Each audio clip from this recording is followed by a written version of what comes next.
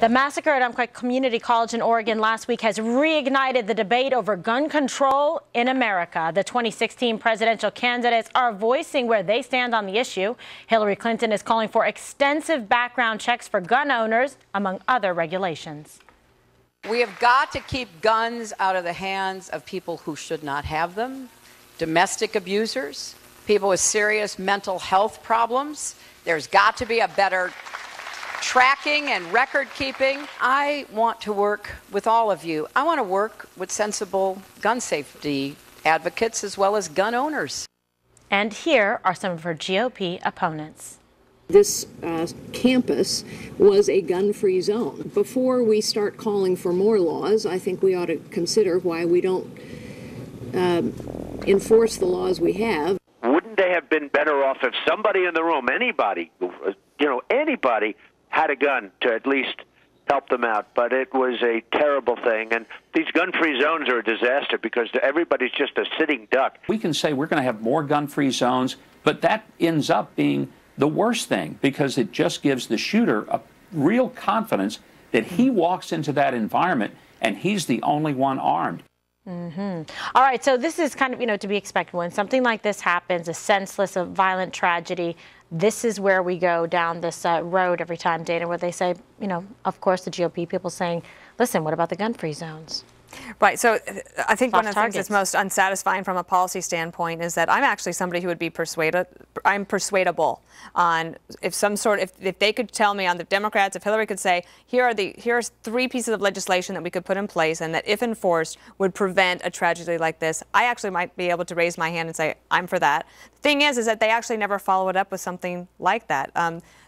One of the things that continually they go back to is the gun shows and the loophole at gun shows, but none of the recent tragedies of the last 5 years none of those have been gun show related. So I don't see the connection there. Yeah, well, they have to I would prove be a causal persuadable nexus. if they could show me some sort of connection. Sure. Wouldn't anybody be willing to listen to reason or to some kind of proposal or legislation that you could actually conclusively prove would have prevented or stopped these crimes from occurring, Eric? But where is the legislation that they've put on the book so far or put forward for a vote? They want a gun registry. Ultimately, that's what they want. They say they want they want to close the loophole, the gun show loophole. And what the gun show loophole is exactly this. Everyone is required, if you are a gun seller, that's your business, you have to have a background check if you sell a gun to someone. You have to, whether it's online or at a gun show.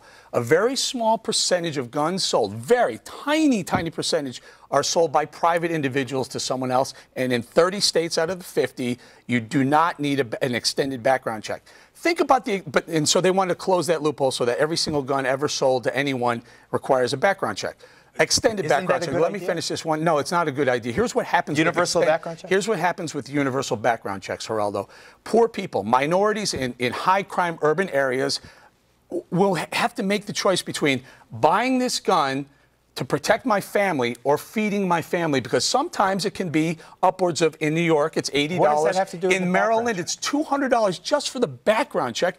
People can't afford to protect their own families. Instead, they decide not to buy the gun. So if that you're really worried about poor people in urban areas, that's what you're caring about, poor people in urban areas. You do not require the extended background check. Because I'll tell you what, the bad guys, the gangbangers, aren't buying their guns from a licensed dealer. This is a gun-sick nation, 330 million weapons in this country. This kid had 13 weapons. All legal. Right. Right. All legal. Exactly my point. How does he legally get his hands on 13 weapons? What are you suggesting, Geraldo? We limit the amount of guns people can buy? I'm suggesting that there's a universal So the universal background check says, okay, wait a second. Didn't you buy a gun last week and the week before that and the week before that also? And it says Johnny, what are you doing with these 13 guns? And you're allowed to do that with your universal background check. You need universal background checks. It's like a no-brainer. But that wouldn't prevent it. There is it would prevent No. The Second Amendment does not come with a little clause underneath that says you have a limit of the number of weapons that you can have. That's the problem. Do you see what I'm saying? You're okay with 330 million weapons and the only industrialized nation on earth that has this kind of issue. What's your solution? Universal background checks, for goodness sake. Data points then why do you oppose it? Why do you oppose? What's the downside of a universal background check? The downside is for poor people who can't afford to buy the background check. Geraldo, it takes one gun to commit the acts. It doesn't matter if he had 13 or not. The bottom line is if you follow the procedure, you obtain it legally. That is your right under the Constitution to do so. You also need an armed guard in every educational institution. Talk about that. One armed guard in every educational institution. You don't need students and you know what? And others carrying guns. And this guy killed himself when he knew the guns were coming to get him, and the cops are on the way. If you had right? Officer Crumpy on site, it would have been. If there were cops, well, so then we agree with this. Yeah, that's what I think. A lot, and you have people on the right who want more armed guards, okay, and you have people on the left who do want confiscation. The president points to Australia as a model, but that was a gun confiscation in Australia. Everyone had to give up their guns, but then they say, oh, we're just looking for sensible background checks, but they're really not. I think the left does want to. They want to take guns away. Am I wrong about that? The Geraldo? NRA is running the Republican half of the Congress of the United States. But I want to know who takes money from the NRA, and I think it should be published every time you have one of these Democrats. What do you think about Democrats? Democrats also, absolutely. I want everyone who takes money from the NRA to have their name published. Aren't you an NRA member? Yes.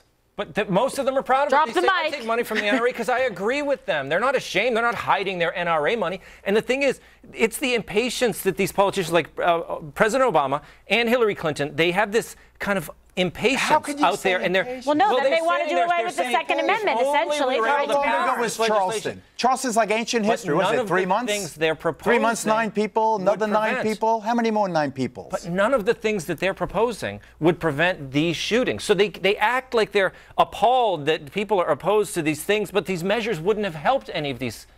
In any of these Give me universal background checks where people with domestic violence aren't able to buy a gun. People on the terror no-fly list not able to buy a gun. I'm with you on all of this. People I'm with you on all these things. Are taking certain psychotropic drugs not allowed to. But everything that you just came up with would not have prevented any one of the recent shootings that we've had to talk about. I don't know the mental health of this shooter in Oregon because I have insisted on imposing self-discipline. I don't want to know about this punk who killed for notoriety, but I bet you bottom dollar that this guy was under psychiatric care at some place along the line. No, we know that. No, we know that. It's in the paper. Well, he had, Asperger's or something. All right, enough of Bowflex Monday.